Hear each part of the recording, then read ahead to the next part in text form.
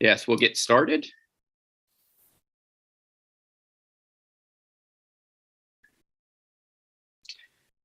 Good afternoon to everyone in Europe. Good morning to everyone in the Americas.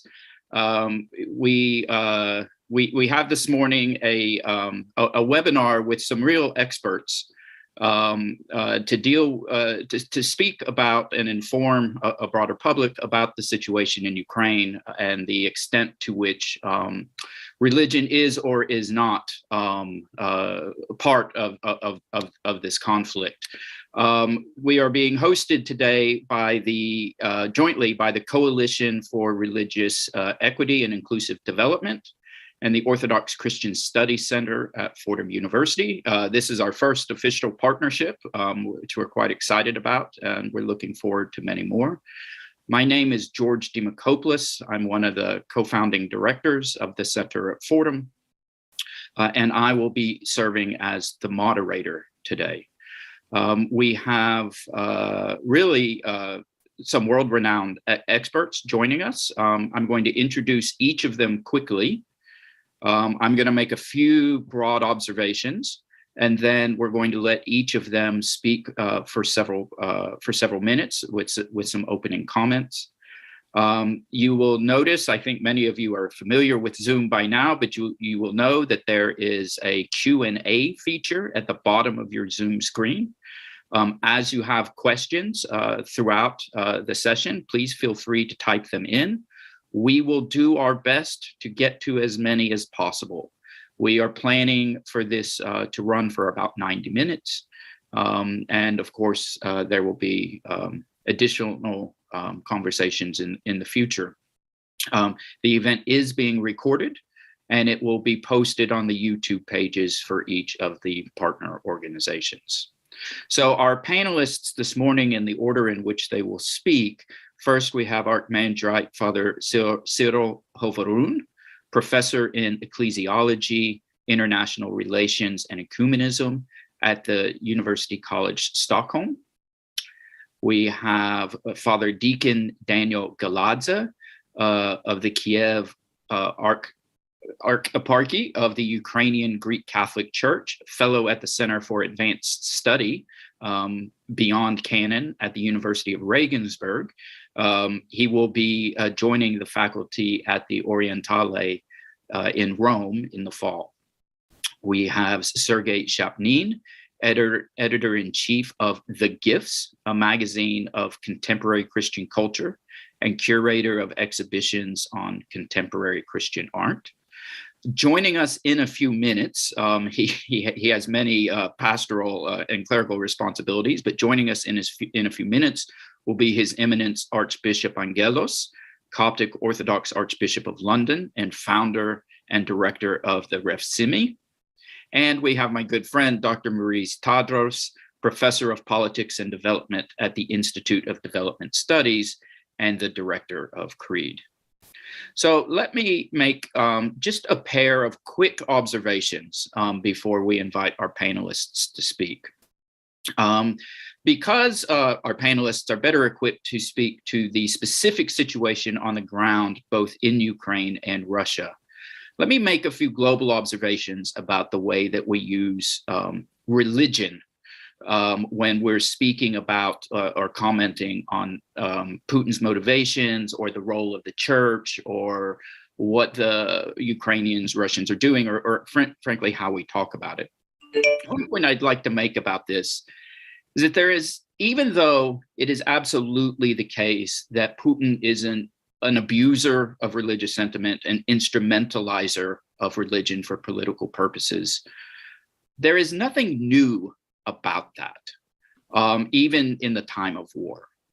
To my mind, it's a kind of heresy. I know Father Cyril has spoken about this before. It's a rejection of the gospel for worldly gain, for prosperity, for selfishness, for evil, frankly. But there isn't anything particularly new. It's horrific, and we're seeing just how horrific it is. But it is something that unfortunately has been with us for a long time. Another observation that I'd like to make, one of the things that's really interesting here, to my mind, is the way that other Orthodox jurisdictions, both Chalcedonian and non-Chalcedonian, and beyond the Orthodox world, including the Catholic world, the Protestant world, and so forth, is the way that they have spoken about the war, and the way that many, especially outside of the Chalcedonian community, have called on Patriarch Kirill directly to intervene. As we all know, Kirill has not done that. And in fact, he seems with each passing day to be doubling down as a parrot of Kremlin propaganda. But one of the things that I think is worth watching as we go forward is as Patriarch Kirill becomes more and more unhinged from reality and simply continues the Putin line, will the other autocephalous leaders condemn his words, if not his personal leadership?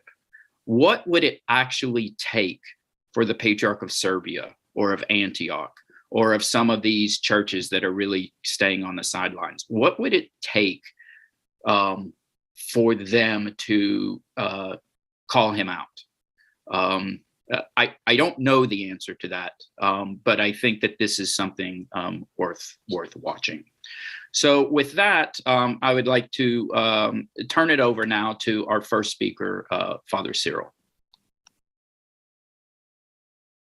Right. Thank you so much, George, for your introduction, and thank you for the organizers of this online meeting for a discussion which is timely, and I hope it will have a follow-up.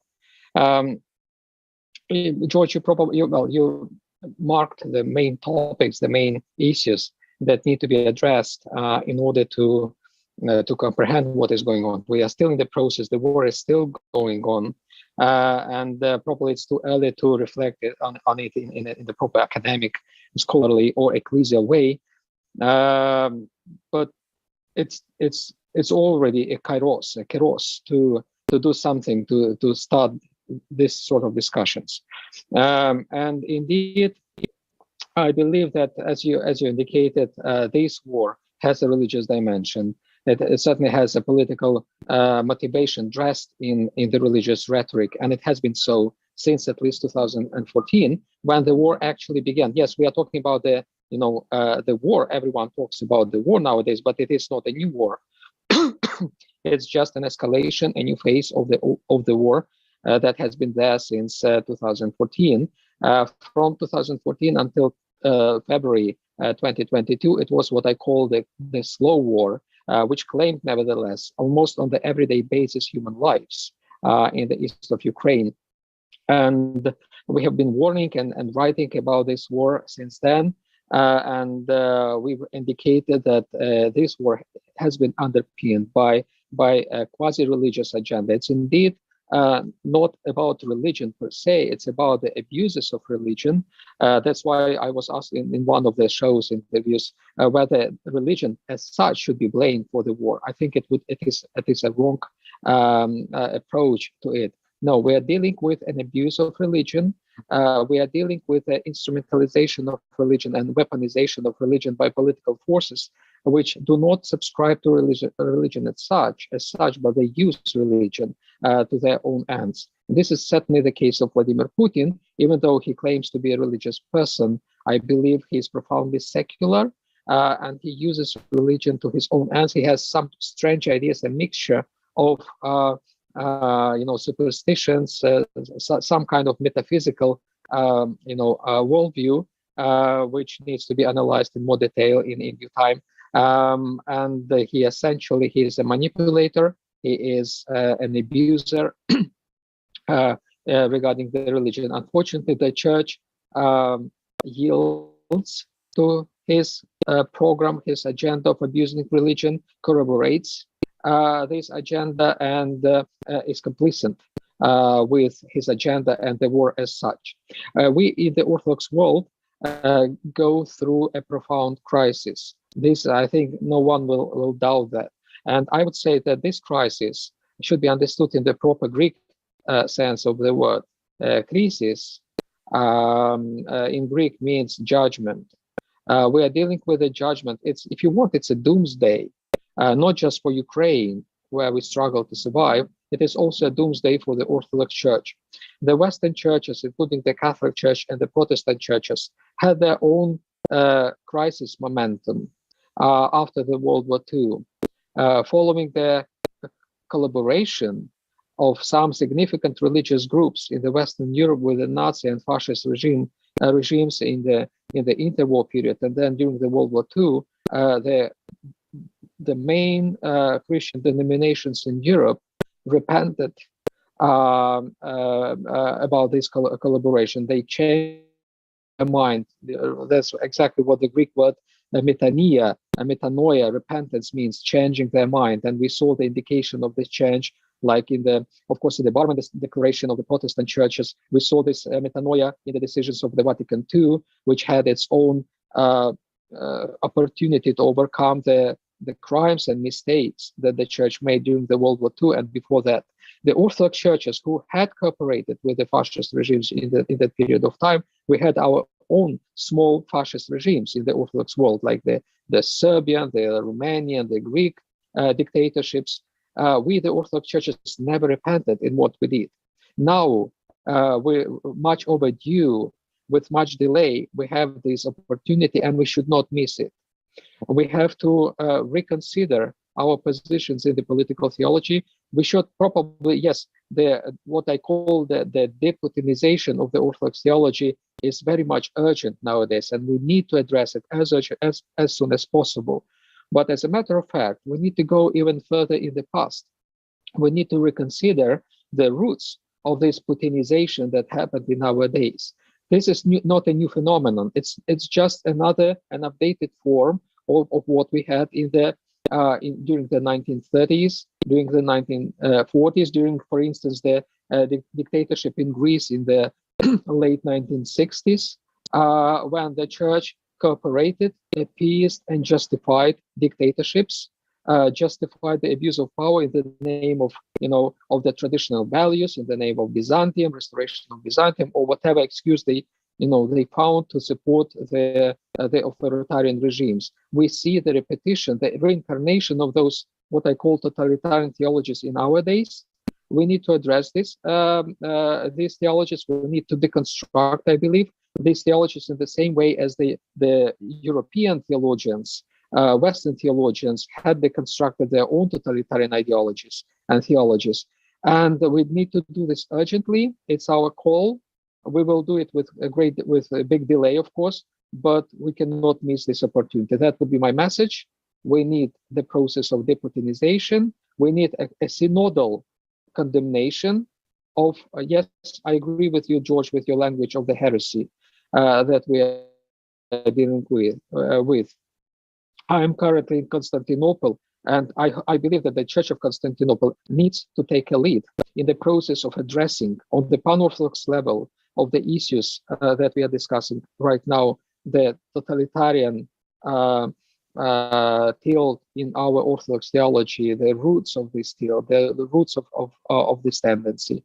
I don't know what will be the form of conciliar form for condemning these ideologies and these totalitarian theologies. They will be traditionally Orthodox, I believe, meaning that they will include the addressing of this theology by the councils. And the last thing I want to mention, why naming these totalitarian ideologies a heresy is not very much an overstretch. It's not very much, a symbolic language.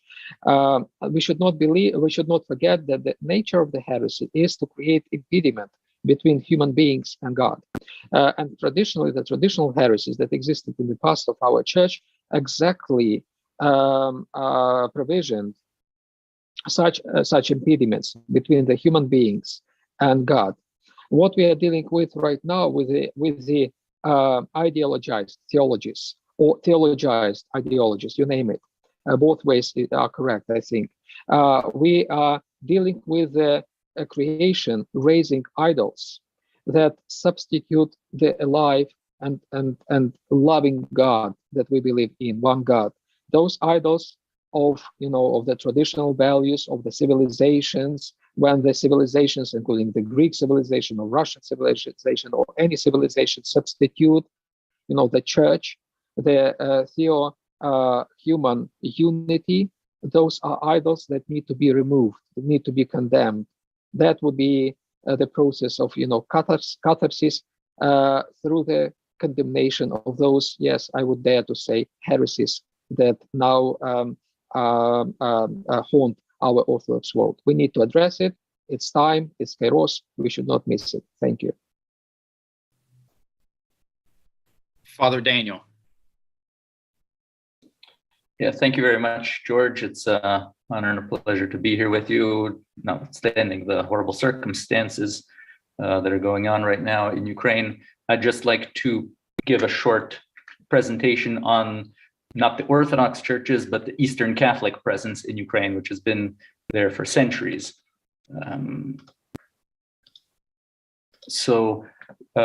already been a lot of mention of 1930s and 1940s. So there's an article on public orthodoxy as well, comparing a leader from 1930s, Hitler, to Putin. You can read about that by Father Paul Gavriluk. For the Ukrainian Greek Catholic Church, it's one of the 24 Eastern Catholic churches. It's a global church now, but in 1939, it had 4 million faithful and about 3,000 priests. In 1989, on the eve of the collapse, or maybe not, that's arguable if it actually collapsed, of the Soviet Union, there were 300 priests, and their average age was in their late 60s. And now we have about 4,000 priests, 800 seminarians, 36 eparchies and exarchates, with a global population of about 5.5 million people. Headed by a major archbishop. The title is contested because he claims to be a patriarch, but Rome doesn't recognize this for various reasons. There are 4 metropolies in Ukraine, 4 metropolies outside of Ukraine: Poland, America, Canada, and Brazil. The history of the church is really one of contact between East and West, as evidenced by some of its leaders in the 20th century. Metropolitan Andrzej Szeptycki, who was a member of the Polish nobility and in contact with a lot of the movers and shakers of the Catholic Church before the Second Vatican Council, and Cardinal Joseph Sleepy. There's a biography of him presented as a Byzantine Thomist by Yaroslav Pelikan. If you want a more popular rendition of his life, you can watch The Shoes of the Fisherman, by the book turned into a movie by Morris West, where he's played by Anthony Quinn. Getting to the questions that were presented, and I should actually say that in this time between Metropolitan Andrzej Szeptycki and Cardinal Joseph Sleepy, the Greek Catholic Church was a church of martyrs. Hundreds of thousands of faithful deported to Siberia, and this is a fate that's not just unique to the Eastern Catholic churches, but also part of the history of the Orthodox churches in Ukraine. The difference with the Eastern Catholic churches was that there was, for example, in 1946, a so-called reunion council that liquidated the Greek Catholic churches, that was co-organized by the KGB and the Moscow Patriarchate, although to a certain extent unwillingly perhaps, but the Moscow Patriarchate has still not condemned this council, which liquidated and imprisoned and deported all Eastern Catholic bishops in Ukraine, and Cardinal Joseph Sleepy was in Soviet exile for 17 years. So getting to questions that were posed to me, what is the position of Eastern Rite Catholic community in Ukraine, and how does its fellowship challenge the East-West dichotomies? Well, this is basically a question of the identity of Eastern Catholic churches. They're presented as churches in between, or stolen churches, or bridges to unity, perhaps. One articulation of its ecclesiology is Orthodox in communion with Rome, which most Orthodox won't accept, and even some Eastern Catholics wouldn't accept. But generally speaking, it's the same Byzantine liturgical, spiritual, and theological tradition as the Orthodox, for example, in Ukraine, but in communion with Rome. So the question is now being posed. Even last week, there was a conference at the Angelicum where the Ukrainian Catholic bishop in Italy, Bishop Dionisi, pose the question, what is actually orthodoxy? Because it's something that people are contemplating with the change of paradigms in Orthodox Catholic relations now that have been brought to light, particularly now after the beginning of the war. And he asked the question, what is actually orthodoxy? What is the glory and truth of orthodoxy? It is love. God is love. Without love, there is no orthodoxy. Without orthodoxy, without orthopraxy, that is, without love in its practice, is in fact a real heresy. He said so. Father Cyril and the Ukrainian Catholic bishop in Italy are kind of on the same wavelength there. There's also expression of unity in diversity. For example, the case of Lviv, which is a major city in Western Ukraine, which was kind of the heartland of the Greek Catholics. Before the Second World War, there were actually 3 Catholic archbishops of the same city. One was for the Byzantine Rite, one was for the Roman Catholic Church, and one was for the Armenian Catholic Church, which has a historic community in Ukraine since even before the 14th century. And in the Matan Nadaran in Yerevan, you can see a map where all sorts of tiny little villages of Western Ukraine have historic and important Armenian communities. And in fact, during Pope John Paul II's visit to Ukraine in 2001, he was greeted by 2 Catholic cardinals of the same city, one for the Ukrainian Greek Catholic Church of Byzantine Rite and one Roman Catholic. So when asking the question, what kind of solidarities among churches and lay movements are helpful to delegitimize Putin's weaponization of religion as a justification of war, and what kinds of actions or discourses are counterproductive, one might point out that in Ukraine, there's actually no official national church, even though there is the historic majority of Orthodox Christians. There is no one kind of preferred religion, as is the case in Russia. There are a lot of ecumenical initiatives. One could list, for example, the community of Sant'Egidio, which has a presence in Ukraine. Caritas, Ukrainian Catholic University is an important center of education that has both Catholic and Orthodox professors. One organization I would highlight, though, is the All-Ukrainian Council of Churches and Religious Organizations, which includes Christian, Jewish, and Muslim religious leaders. Among the Christians, there are Orthodox, Catholics, and Protestants, and among the Orthodox, they're the heads of the Moscow Patriarchate in Ukraine, as well as the Orthodox Church of Ukraine, which received the Tomos of autocephaly from Patriarch Bartholomew, that is independent, ecclesiastical independence.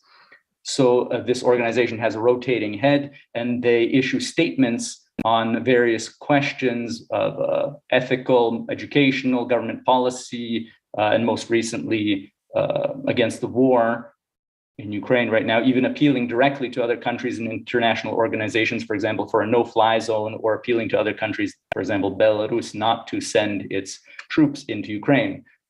It's worth noting also that, for example, last year on Ukrainian Independence Day, the heads of all these different members of this Ukrainian Council of Churches and Religious Organizations all gathered and had each of their representatives say a prayer, or some of them were more like a speech, in front of the Church of Saint Sophia, the main shrine of Ukraine, Church of Holy Wisdom.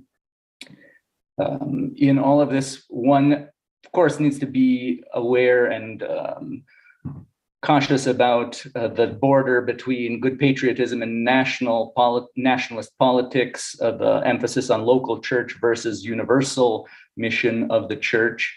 And these organizations, or kind of the diverse and mosaic of religious life in Ukraine, kind of help to counter all of this. And the last image is just of the daily statements from the head of the Ukrainian Greek Catholic Church, His Beatitude Sviatoslav, who has messages there every day giving a summary. So the participants here might be interested to watch those. They give a summary of the daily events, and are actually sometimes difficult to accept for a lot of the citizens of Ukraine who are being bombarded. And in fact, the majority of casualties in the war so far are peaceful civilian citizens, where the head of this church is calling for peace and reconciliation, even in the midst of war. So the message of the gospel is something sometimes even difficult to hear when you're being bombarded. Nevertheless, it's there and it's present. So on that, I'll pass the word back to you, George. Thank you. Thank you for that, Father Daniel. One of the great things about your presentation is it really lifts up the fact that something that most people don't realize, but that Ukraine is frankly probably the most religiously diverse place in Europe. Because of Putin's instrumentalization of the Orthodox Church and the fact that the Orthodox Church in Ukraine is under Moscow, people tend to think of it as a largely Orthodox or Greek Catholic space, but that it is, in fact, that there are Protestants, there are Jews, there are Muslims. It's one of the most, it probably is the most religiously diverse place in Europe, and that's something very important. We turn now to Sergei, who has his own insights, used to work for the Moscow Patriarchate and has his own insights about the situation in Russia and the extent to which this is or is not a religious war. Sergei.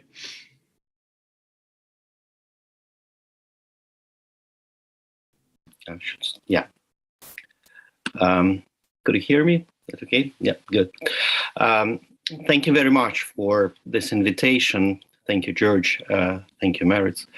Well, I think I will speak from Russian perspective, but well, I'm in the United States now, so I can speak freely. But one important note we have to keep in mind all the time, that according to the last legislation that Russian Parliament adopted and Putin signed a week ago, Russians are not allowed or will be punished by or imprisoned by calling our war in Ukraine actually war and aggression.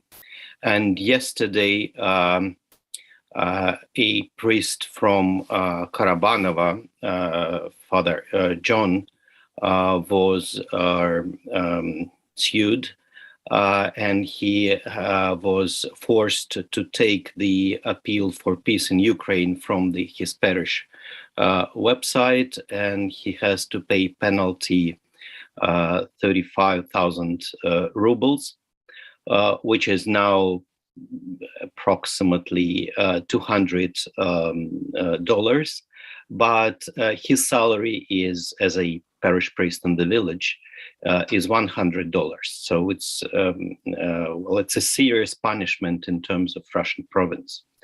So when we're speaking about war, we are all actually shocked that none of Russian bishops was courageous enough to say that this is not the special or military operation, as the Kremlin and official propaganda call it, but it's war. And we were waiting that Patriarch Kirill will sort of say this word, and he didn't. We were waiting that Metropolitan Hilarion will say that this is the war, and he didn't. The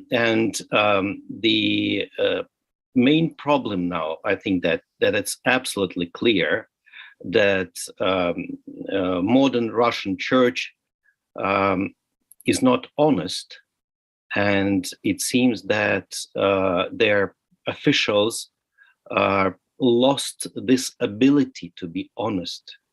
And that's really serious, because we're actually expecting that they will at least say these simple words of truth. So my point is that the church, the Orthodox Church that we have in Russia, first is a divided church. We have the official church on one hand, and this is the church where the main voice is the voice of Patriarch Kirill, and we have the grassroots level communities that feel that they are are something different from what Patriarch Kirill is saying and doing. They are still in the structure of the church, but they are very unhappy with what is going with the official church for at least 5, 7, or even 10 years. So the official churches, we had discussions with Father Cyril for years, how we shall call that. And for a kind of short period of time, for a few years, we were thinking that the proper term will be kind of post-Soviet civil religion that was actually wrapped in Orthodox rituals and traditions. But in fact, it's something different. And yes, I agree, we should sort of clearly say that it's a heresy. And the churches, the family of Orthodox churches around the world should take that seriously. And if, I would say even that after the war started, I think the question of whether the Moscow Patriarchate or the Russian Orthodox Church of Moscow Patriarchate should continue to exist is a big question. I think this is the Stalin's project. You know that the church as the official body in Soviet Union was established in mid-40s. Actually, we're going again back to the mid-20th century. And this church was something different from the church that we had before the Bolshevik Revolution, before the 1917, though the problems of the church were more or less the same, but strictly saying that the Stalin's project of Moscow Patriarchate now is over. And what shall we do next? Maybe we have to reestablish the Orthodox Church in Russia. That's the question. But it seems that we can't reform the Moscow Patriarchate. It's just merged with Putin's state. And what Father Cyril is calling Putinization of the church is there's no way back. I mean, that's the dead end. The church is not just the ally of the state, but is a part of Putin's state, and we can do nothing with that. And the second problem here is that I would say that at least half of the population of the country do support Putin, and it seems that half of the church do support Putin and Patriarch. So what shall we do with that? I don't have the answer again. And we see how the sort of semi civil organizations, semi-ecclesial organizations like the movement, the lay movement, 40 Sarakov called in Russian, they joined this state propaganda with sort of fascist symbols and fascist aesthetics. They just started to copy these images within days. And that means that the active part of loyal to the patriarchal lay organizations, they clearly state that they are on Putin's side. And their main slogan, which was popular for last 20, 25 years, we are Russians and God with us, is now a completely fascist slogan. That's a tragedy, and that's the tragedy of Russia too. So we are with our prayers are with the suffering people in Ukraine, with suffering people in Russia. You know that at least 300,000 refugees from Russia during last 2 weeks and that's also the biggest flee out of Russia since early 90s. Yes, I think that's maybe questions after. Yes, thank you very much. I'm still in shock, and it's not easy for me to talk. Sorry. Thank you, Sergey. We're delighted to welcome His Eminence, Archbishop Angelos, who is now joined us. Right on cue, Your Eminence, because you were up next. So if you would like to offer some opening comments. Thank you, Professor, and thank you to all of you. I'm sorry I couldn't join earlier. I did have a prior engagement, but I didn't want to miss this opportunity to be with you. The problem in a setting like this, when I've come in and I haven't heard, is I make myself more likely to fall foul of saying things that are totally irrelevant and probably not very helpful. But I think I'm least qualified to be here among you. I am a clergyman. I do ecumenical work. I have very strong ties ecumenically, and I think what's asked of me is to present my perspective. I really feel that in the last weeks, our attention has been so focused on media, whether it's a 24-hour media or our news feeds, to look at this as what it is. It is a geopolitical problem that is about borders and about sovereignty and about neighbors and about relationships regionally as well as bilaterally and multilaterally. And I think what I have seen more tragically is the church being pulled into this scenario, to this narrative as an actor, sometimes by design and sometimes just by mere presence and association. When we look at our Ukrainian sisters and brothers in the UK, and of course those who are coming across the borders so much, we see that there is a mass trauma that is happening because of something that comes from a neighbor, and we see that trauma emerging from both sides.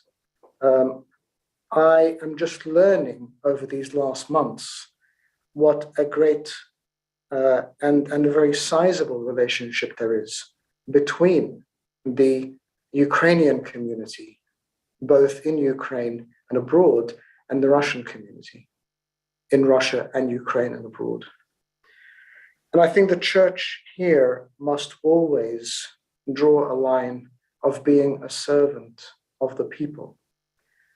But of course, we as churches sometimes get drawn into very simplified narratives that are seen to be black and white, narratives that are oversimplified and pulled into political scenarios and geopolitical scenarios. And sometimes, again, by design or by implication, we find ourselves in situations where we are drawn into a conversation that is not ours. I think looking at the church and our main role as the church, as the stewards in this world, stewards amongst our own communities, but also stewards of the world, of neighbors, of people we deal with on a daily basis. I think I see ourselves as having to rise above political delineation and simple political affiliation. And sometimes in our responses, we end up responding defensively and finding ourselves having to place ourselves on one side of an equation or another.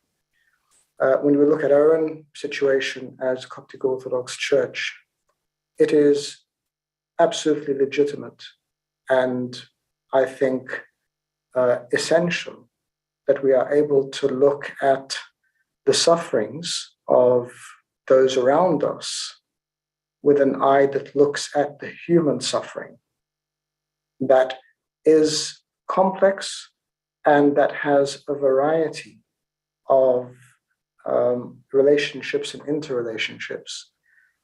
And so the challenge I've had is listening to what the Moscow Patriarchate has done or what the Ukrainian Church has done, whichever expression of the Ukrainian Church, Ukrainian Orthodox Church, Ukrainian Greek Catholic Church.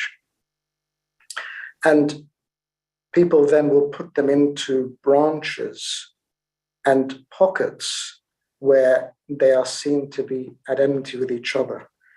But I think in the complexity of war, it is very difficult to look at those relationships in isolation. This is not a religious war as far as I can see it. This is not about the church. This is about political powers globally and regionally that are expressing themselves in particular ways. And the church becomes a part of that scenario. I know that in Egypt, when we were going through various things, including the presence of the Muslim Brotherhood and others, the church, time and time again, was subject to attempts of being dragged into a scenario that made us try to pick sides. And we could see what it was happening. People were trying to legitimize theologically and in terms of ecclesiology what our position should be. But our position, first and foremost, must be servants of the people. And the more we can sit neutrally and serve all sides, the more we can be a light in the darkness that surrounds us so dramatically, especially in these days. I mean, we haven't seen this kind of, we haven't seen these images in Europe in most people's living history. Refugees and displacement, internal and external, that was something that happened way on the other side of seas and continents. But now that it is here, and I've seen, as I said, I've been to the Ukrainian Catholic Cathedral in London, where they are preparing to receive potentially hundreds of thousands. Speaking to my Russian Orthodox brothers here in London, again, they're expecting to see people coming in who will align themselves with the Russian Orthodox Church, because that's where they see their affiliation, their identity. And the church is then going to be in a position where, a vast proportion of its own faithful and its clergy are either Ukrainian or have Ukrainian connections. So unless we are able to look at the complexity of this issue and take ourselves out of the polarized view of what is there, we are not going to feel able to fulfill our role as churches. Orthodoxy is not one thing. It is a line of Christian tradition. Each church has its own culture and small t tradition. It also has its own historical context and its experience. But we stand in each other's shoes and try to see what we can do to help and how we can be bridges for peace and reconciliation. Vilification, demonization, and blame are not really going to help. I think if we try to sit somewhere where we can look at experience and see what it is that we can see as a commonality and try to build bridges, that is where we're going to find our greatest strength. Because don't forget, wars have come and gone, and the church remains, because the church is there to serve its people, and actually it is there to serve at the darkest times. And if we make ourselves party to the conflicts, we are unable to serve properly. And so I look upon this with much pain, personally, because I know people who are involved. I've heard stories of people who have lost loved ones. I look at it with pain as a clergyman. I look at it with pain as someone who's involved in the ecumenical world. And I pray that we are able, as the Church of God, the Church separated now, as it may be, but the Church is able to stand together and be a support for all its members, and to be able to shine light into oppressive darkness and give hope into apparently hopeless situations that we find ourselves in today. These are just my personal reflections. I am sure people will agree and disagree with some or much or all that I've said, but I do think that we need to look at this situation in the complexity that it really deserves, and not try to look at polarized and monochromatic points of view that are depicted by some. Thank you. Thank you, Your Eminence. Dr. Tadros. Well, actually, the least qualified here is me. We've just been very privileged to hear the perspective of His Eminence being part of the ecumenical movement in the Orthodox Church. We have been very privileged to hear Father Cyril and Father Daniel, who are Ukrainian. We've been very privileged to hear Sergei from the perspective of a Russian Orthodox who is independent of the Russian Orthodox leadership's position. And we've been very privileged to hear George in his many years of expertise analyzing and understanding the nature of orthodoxy. So I come to this with none of these kinds of expertise. So I'm going to be very short, but I'm approaching this from the perspective of someone who's looking at the future of democracy in Europe, and the relationship between freedom of religion or belief and people's power and civil society, social movements, and what does it mean for the future of freedom of religion or belief as part of democracy as a whole. And I think this is where I'm engaging with two deeply problematic narratives. The first is skeptics of freedom of religion or belief. And by the way, our program is called the Coalition for Religious Equality and Inclusive Development. Our whole idea was that we bring to processes of positive change the dimension that people's freedom of conscience, right to freedom of religion, right to religious equality is fundamental to well-being. So skeptics will say, look at what Putin is doing. This is what happens when you allow freedom of religion or belief. He is using religion to promote religious triumphalism, to engage in religious supremacy, and people are the victims. And of course, with freedom of religion and belief, we must always remember that it is not the right of a religion. It is the right of a people. It is the right of individuals. This is not the right of any particular religion to impose its ideology and to homogenize society in the name of the righteousness of its cause, or that it is the better ideology. It is rather the freedom of individuals and people to choose to believe or not believe. And that religious pluralism means that in many incidents, historically and in present, such as in this present moment here, in this situation of the Russian invasion on Ukraine, on the Russian aggression on Ukraine, we are seeing a case where if we are going to defend freedom of religion or belief, we must defend the people of Ukraine from the imposition of a religiously homogenizing, a religiously totalitizing ideology upon them. That is the irony of it, is that freedom of religion or belief, the protection of religious pluralism, necessitates at times that we protect from religion itself, so that people can enjoy the freedom of conscience that they deserve. The second point that I would want to make, and I'm going to be very quick about this, is that we have two sets of narratives by Putin which are very intertwined. The first is the idea that he is the defender of the faith against a decadent secularism in the West.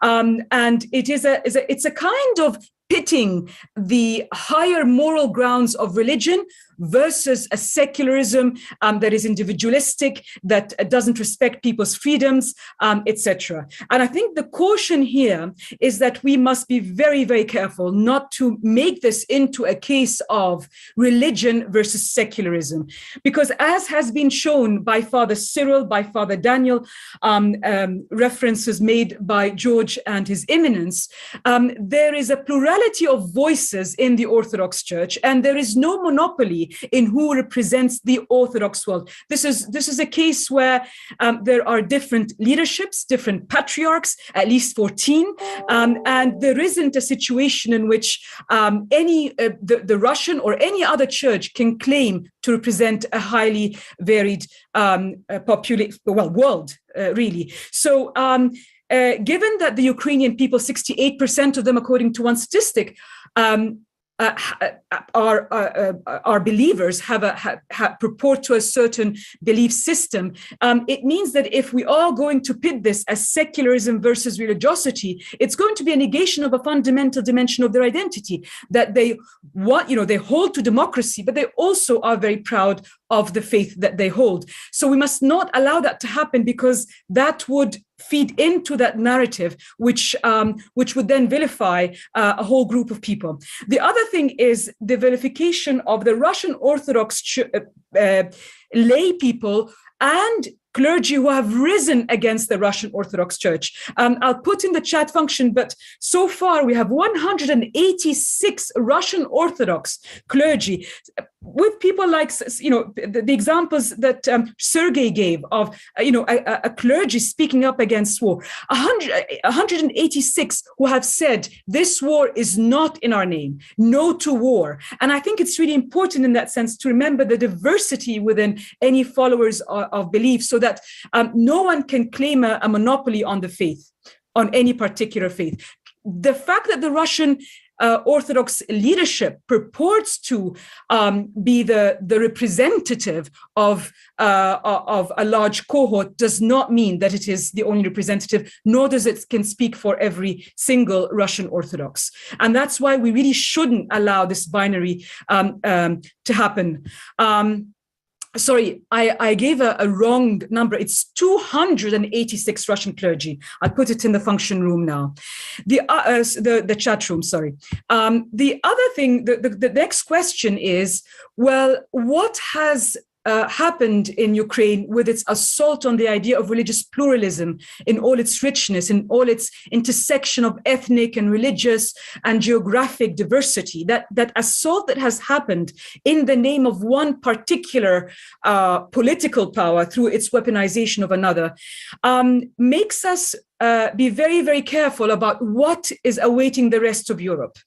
What will it mean for the rest of Europe? Because we are very concerned that where there are very strong cohorts of followers of the Orthodox faith who have sat on the fence in Europe, Bulgaria and Serbia, for example, who have not openly condemned the assault, and of course Belarus is part of the Russian Orthodox Church, that the assault on religious pluralism in Ukraine will embolden those who believe in a religiously homogeneous society where there is no freedom of conscience for individuals to contest and challenge their own churches or contest anyone who's using religion for political purposes, that their voices will be muted. In other words, there's the ripple effect of encroachments on religious pluralism in Ukraine, potentially on other countries in Europe.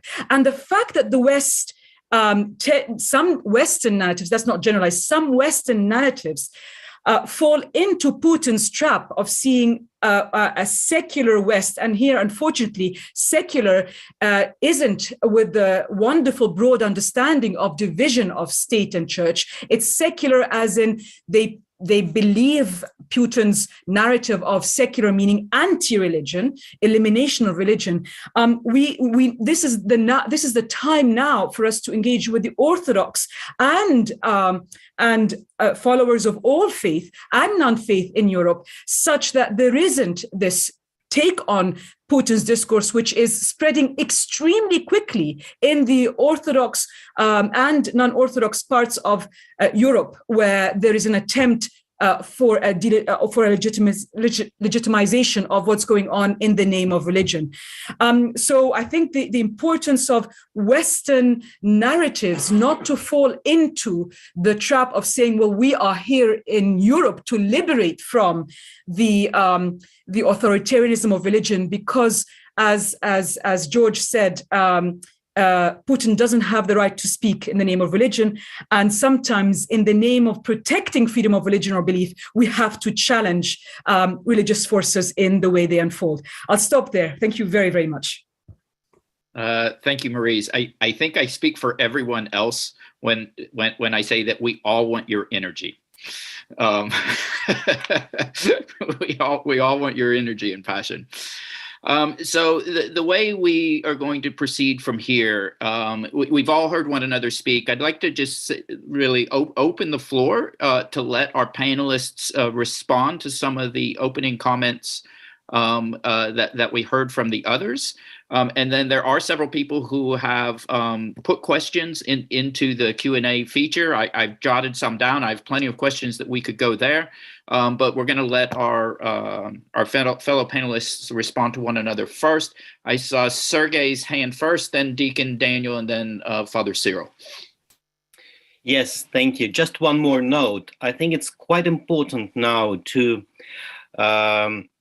show that Christians are Catholics, Orthodox of other local churches, Protestants. They should state clearly that the position of Patriarch Kirill and the official Church of Moscow is absolutely unacceptable from the Christian perspective, not just theology, but the basics of the New Testament.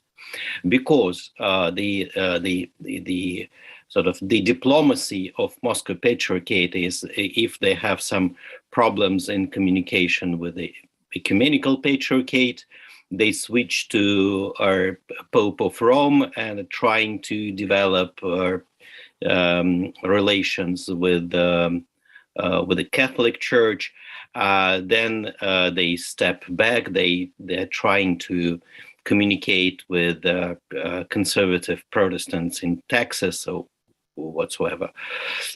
So the idea now is that the Christian world, in a very broad sense of this word, should say a clear word against this political position of the Moscow Patriarchate. This is one thing.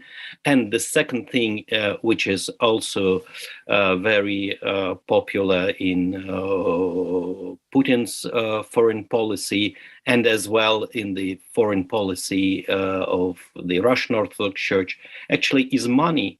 They're sending money to parishes, they're sending money to seminaries outside Russia, not just only to the parishes and other ecclesial organizations of the Russian Orthodox Church, but of other local churches. In fact, we should say that they are just buying this, they are buying priests, they are buying religious organizations, and we should stop this. This is really dirty money. Just stop receiving them. And we should state that clearly. Thank you. Father Daniel? Yeah, thank you. I'd just like to highlight 3 points from what was said so far.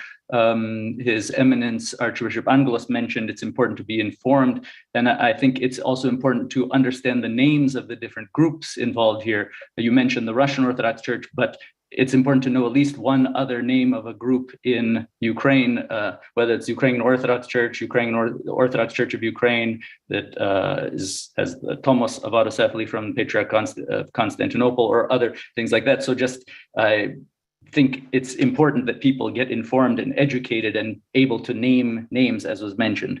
Also about the comment of Your Eminence about being dragged into a conversation, I think this is a very important point to make, because there are questions in the chat about dialogue and how to continue dialogue, and very often it can become a monologue where it's manipulated and people get taken advantage of for a photo op. One could mention, for example, Pope Francis arrived at the Russian embassy to the Holy See see on the Friday, and the only people that had a photo or a press release were TASS and the Moscow Patriarchate, but the Vatican didn't share that photo. That's just one small example of the desire for sincere and honest exchange and dialogue that then can be taken and spun around for one's own purpose. And I'd just like to thank Sergei for bringing up the prophetic voice of the past, for example, of the Russian Orthodox Church outside of Russia, ROKOR, that growing up, I remember that the one group that seemed to be more anti-communist than the Greek Catholics or the Uniates was ROKOR. They were even more opposed to communism. And then in 2007, with the reunification, it seems as if all that was forgotten. So the prophetic voice, even somebody like Father Alexander Webster's book, The Price of Prophecy, the book on Orthodox churches in Eastern Europe up until, I think, the early 90s, is an excellent book. It would be wonderful to read a second book by Father Alexander, but I think his position has slightly changed on these questions. Anyway, those are just some thoughts on what was said. I think Father Cyril, and then His Eminence. Yes, thank you. Thank you for the panelists for your takes on the war. I agree that we need to be cautious in our judgments. We need to choose carefully our words. We need not to overstep and overstretch our arguments. At the same time, I believe we should not relativize what is going on. Well, it's not just the political division. The blood has been shed, and it continues to shed. Yes, we can step over. We can, bridge easily the divides caused by the political differences. It's much harder to bridge the gaps that have been created because of the bloodshed. Also, this war is really a day of judgment. It's really the period of judgment, if you want. But things need to be said. Things need to be named as they are, without euphemisms, without blurring, without relativization. Because this kind of relativization, I believe, has contributed to this war. When people refused, to call the war what happened in Ukraine, what has happened in Ukraine since 2014, when people refused to recognize who is the perpetrator and who is the victim, even in the statements of the WCC, for example, this statement which was produced in 2015 after the delegation headed by the General Secretary of the WCC visited Ukraine, they produced an obscure statement which relativized the things. They called it a civil war, whatever. They refused to name who is to blame. I think this kind of unclarity, this kind of confusion has contributed to the escalation of the war where we are. That's why in order to avoid this kind of escalation, in order to never repeat it again, we need to name things right now by their proper names and need to make our judgments very clearly. Thank you. Your Eminence. Thank you, and I thoroughly agree with Deacon Daniel. I think whether we're talking about the Ukrainian Orthodox Church or the Autocephalous Church, I think it's up to us as the Church to start explaining a bit more of the complexity. I've been following the developments, and it's only because I've asked, and I have friends here in the UK and abroad that I've been able to ask that I've understood. But I think when you ask the general person who is informed by 24-hour news and very simplified language around the church must be evil, because people who have that agenda will vilify the church across the board and therefore take away our ability to be a bridge of reconciliation.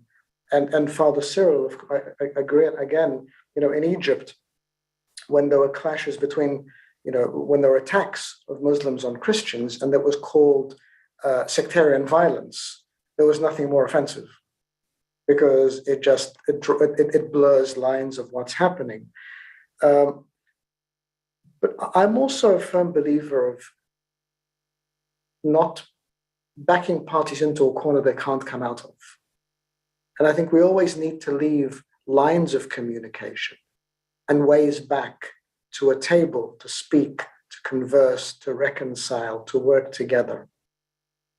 And the more the polarizing language escalates at the moment, the less opportunity we have to try to fix things, even within church. I mean, we've seen schisms in the past that have been resolved.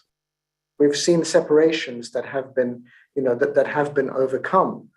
And I just think we need to realize that this is a time, as we continue to focus on the bloodshed today and the lives shattered today and the communities broken today, we need to look at that immediately, but we also need to look beyond that into what are the means of fixing this in the long term, and how do we leave opportunities of reconciliation that we don't boundary off too strongly.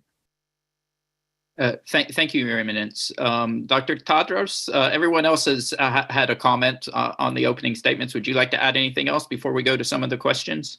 Very, very quickly. I think there's a need for us to be very clear about when we use certain concepts, what do we mean by them? And of course, this is not an academic panel. It's one for us to engage about issues where people are really suffering to the extreme. But I think from the perspective of the promotion of freedom of religion or belief for individuals, groups, and peoples, it is important to recognize that the church isn't just the leadership. The church is everyone who follows a particular faith, and therefore people have the right to have their own opinions that are independent of and different to the leadership of the church. And that is the beauty of pluralism. And that is why the church, as part of civil society, necessitates that we do have an environment where pluralism thrives, so that there is a church leadership with a particular view, but there are also citizens who follow a faith, who have their own organizations, their own movements, who also are able to voice a counter view without feeling marginalized or undermined. And I think that's the real challenge for us, for Europe now. How are we going to protect the spaces for civil society and for pluralism such that we are able to protect those freedoms for all in the upcoming weeks and months and years? Thank you. Thank you, Maurice. So we have many wonderful questions in the chat. As it's been going on, some of our panelists have responded to some of them by typing, but not everybody can see that. So I'm going to ask a couple of these questions because I think we envision this panel as really being educational to a broader public, and so some of these things I think are really important. One of them that Father Cyril put an answer to, I'd like to have him answer for everyone, which is a question: does the Orthodox Church, and I always use that word very broadly, I don't discriminate between Chalcedonian and non-Chalcedonian, so Your Eminence weigh in as well. Does the Orthodox Church have a just war theory?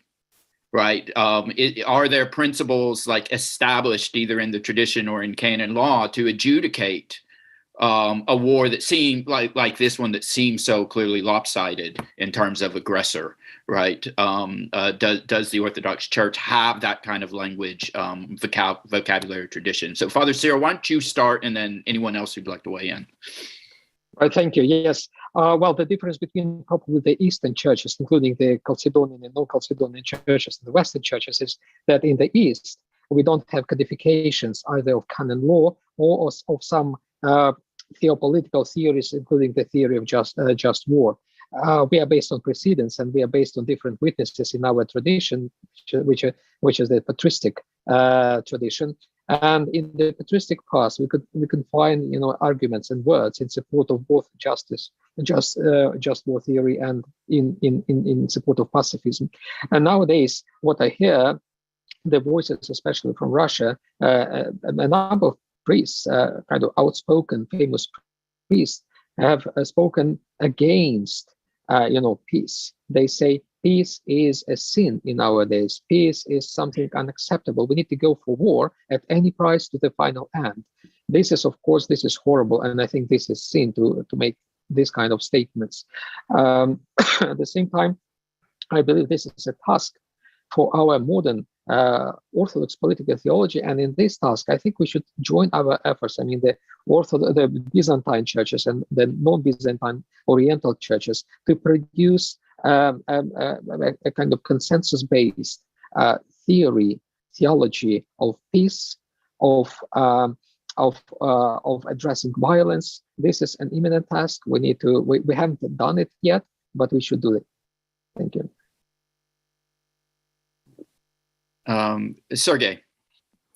Yes, I would like to add that during 60s, 70s, and 80s, within the ecumenical movement and the World Council of Churches especially, there were serious attempts to address these problems. But unfortunately, I could speak for the Russian Orthodox Church. These problems and this language and these concepts were sort of totally forgotten because the agenda of the Cold War was not that important for 90s and later on for the beginning of the 21st century. But I think we have to return to the papers that were prepared in 70s and 80s. They will give us at least the basis for further discussions. Your Eminence. Thank you, Professor. So in our church in particular, we don't have a just war teaching.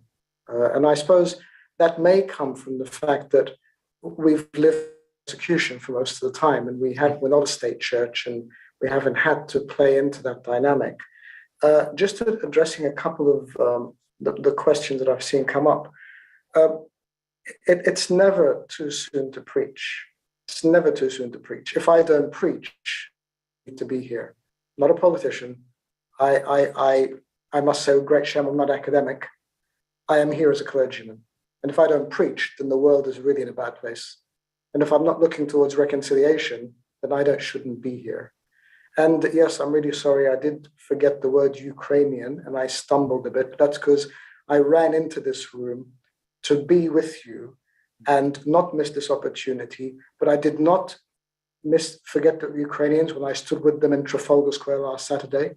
I did not forget the Ukrainians when I was with Archbishop Kenneth at his cathedral on Tuesday. I did not forget the Ukrainians when I was at the cathedral with church leaders on Wednesday morning. And I did not forget the Russians when I had Father Stephen in my office yesterday. Thank you, Your Eminence. For those of you who do want to know more about a sort of academic take on orthodoxy and just war, there was a book published by the University of Notre Dame. It's an edited volume that I had an essay in maybe 5 or 6 years ago. It's edited by Father Perry Hamalis and Valerie Karras. And I believe the title is Orthodox Approaches to War and Violence. And it's sort of it's both historical and theological, ethical. It has a lot of different perspectives in it, but obviously rather relevant. Again, lots of interesting questions in the chat. Or in the Q&A. We probably won't get to all of them.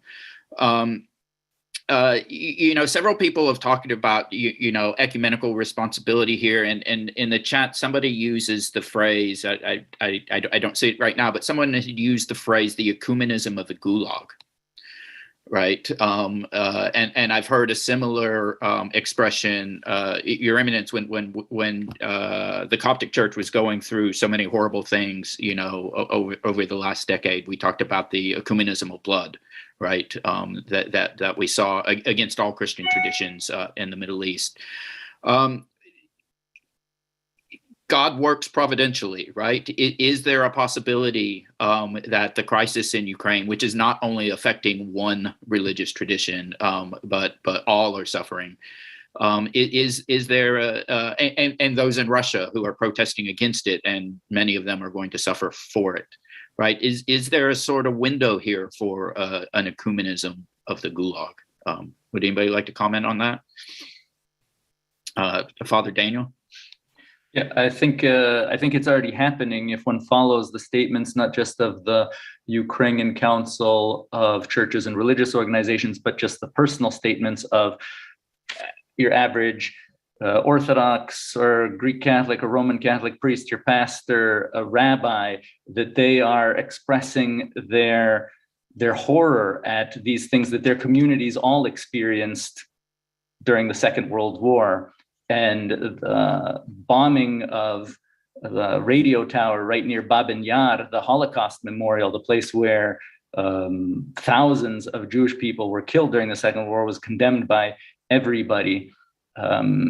So I think in this case, everybody understands that both of the bombs that are falling do not discriminate based on religion. And so also the charitable work that is going on, a lot of the organizations are saying they don't, whoever comes to them. There was an appeal by the papal envoys to Ukraine right now, Cardinal Krajewski, saying that, and echoed by all religious leaders that gathered in the Lviv Cathedral yesterday, Roman Catholic Cathedral, for prayer, saying that this the humanitarian aid goes to everyone.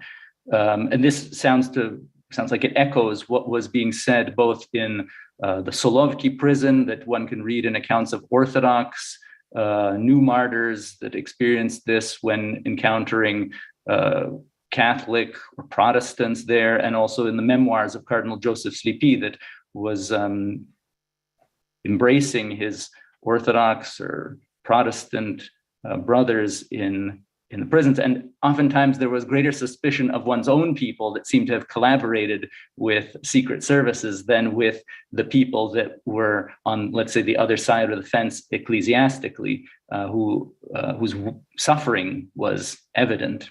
So I think we're reliving a lot of that was experienced during the Second World War already in these 2 weeks. Father Cyril and then Sergey. Right, thank you. Yes, as we know, the Western political theology in its present form has been born as the theology after Auschwitz, as a reflection on the tragedies of the World War II. In the Orthodox world, unfortunately, we haven't been able to develop any sort of theology after Holodomor or after the Greek or Syriac or Armenian genocides. We haven't been able. Yes, we suffered huge losses, and we were unable to reflect theologically on those losses. We did reflect on culturally or politically, but not exactly theologically. And it seems we really have in our own traditions, we had historically in the 20th century and in the 21st century now so many reasons, so many driving like momenta, driving forces to bring us to the point of developing a proper political theology up to date, up to the point. We are unable to do that. And now we really need to address this. We need to develop a theology which would be simultaneously a post-Holodomor theology, a post-Gulag theology, a post-genocide, Greek, Syriac, Armenian genocide theology, now probably a post-Ukrainian, Russian, Russo-Ukrainian war theology, because all those things happen, or not necessarily because of the lack of theology, but certainly theology may help us to overcome those tragedies, to make some sense for ourselves what we should do about these tragedies, and maybe eventually to prevent similar tragedies in the future. That's why we needed this kind of theology, post-Gulag, post-Holodomor, post-war theologies. Thank you. Sergey?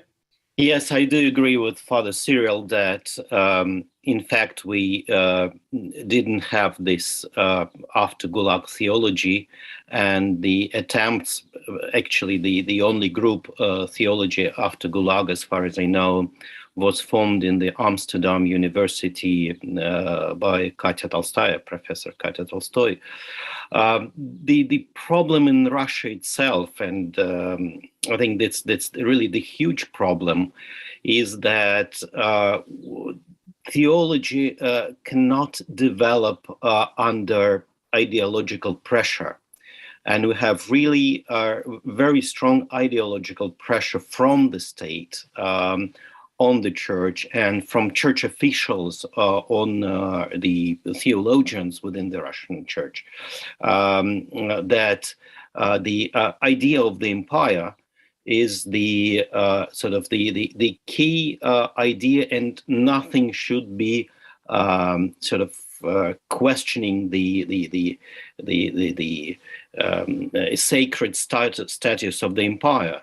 And in fact, within the Russian, modern Russian philosophy of history, Soviet empire is an integral part of the historical empire on the territory of Russia.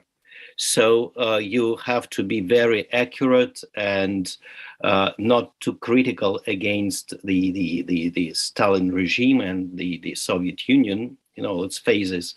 And there's no way to develop theology of Gulag in this context. So we have to overcome first this Soviet piety, I would say, and then develop true theology. Either Your Eminence or Maurice, would either of you like to comment on this question of or just sort of even maybe a comment on just the ecumenical potential here? I know you're very involved with it, Your Eminence, but would you like to say anything more about that? I think I already see ecumenical engagement happening.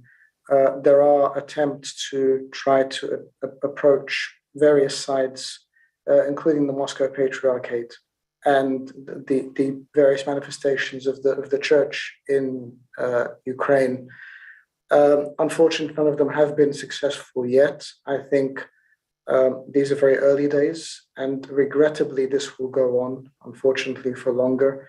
But what we must continue with the ecumenical world is, unlike news sources who switch off once the cameras go away, these are our sisters and our brothers, and we must continue to engage even after the world stops talking about this. This is an ongoing plight with ongoing suffering, with the internal and external displacement of hundreds of thousands, not millions, over time. And we must continue to try to engage, even if we hit dead ends. We must continue to find other ways of, as a church, finding a way for our children who are suffering. Thank you, Your Eminence.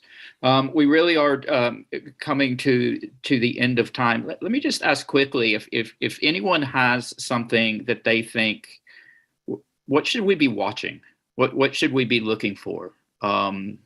Either with respect to the Ukrainian bishops, perhaps under Moscow Patriarchate. In other forms, people have been talking a lot about this. Several of them are no longer commemorating Kirill. Should we be watching the clergy in the Moscow Patriarchate, in Russia proper? What would you be looking for as a potential sign of hope, a step forward? Father Cyril. Yes, this is the war that really changed. It's a game changer. It has changed a lot already in the church without us realizing this completely, and more things will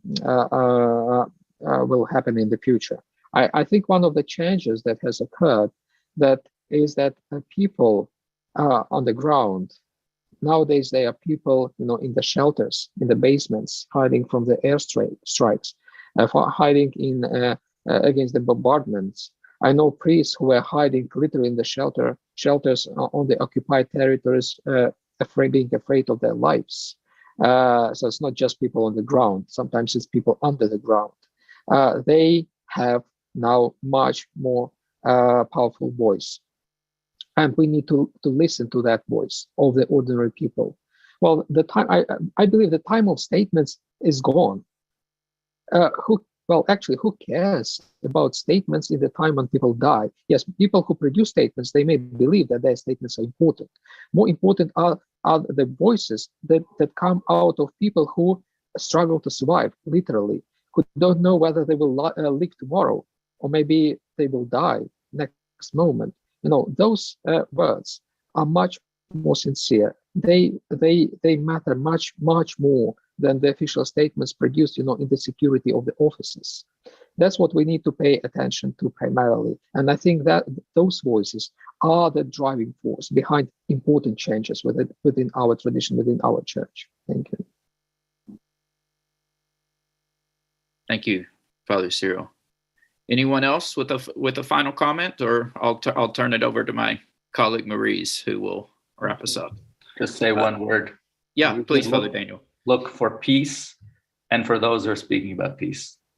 And then we can talk about all other theories after, when we can comfortably sit in offices, etc. Yeah. Peace. Thank you. Yes, maybe say just a few words. I think it's time of personal witness, of course, first of all, from those who suffer during this terrible war, but also personal witness from all other parts of the world with the words of solidarity, love, and support. Thank you. Maurice? I'm speechless. I think unless His Eminence or yourself have something to add to what Father Cyril, Father Daniel, and Sergei have said, I think this is probably a time for you and I, George, to thank everyone who has, well, first of all, to thank our panelists. We're extremely grateful that you made the time to be with us, and to thank participants. And as per the message that Emily put in the chat function, this will be available on YouTube, hopefully by Monday, on both Fordham University's Christian Center, as well as the Creed. So it'll be on YouTube, and it will be circulated to everyone who has joined today, and feel free to circulate it to whoever you wish then. So thanks from me, and I think, George, over to you to close. Yeah. Just a thank you to everyone, and we're in the first week of Lent, which itself, it's. I myself, I'm not a clergyman, so I don't have quite the routine of services every day like the rest of you, but it's almost jarring. Oh yeah, it's Lent. It's Lent, right? And maybe that's precisely what we need. So with that, we thank our participants, especially Your Eminence. I know you've been pulled in like 100 different things, and so we really appreciate your time for joining us. We wish everyone well, and all of our prayers to everyone suffering. Thank you.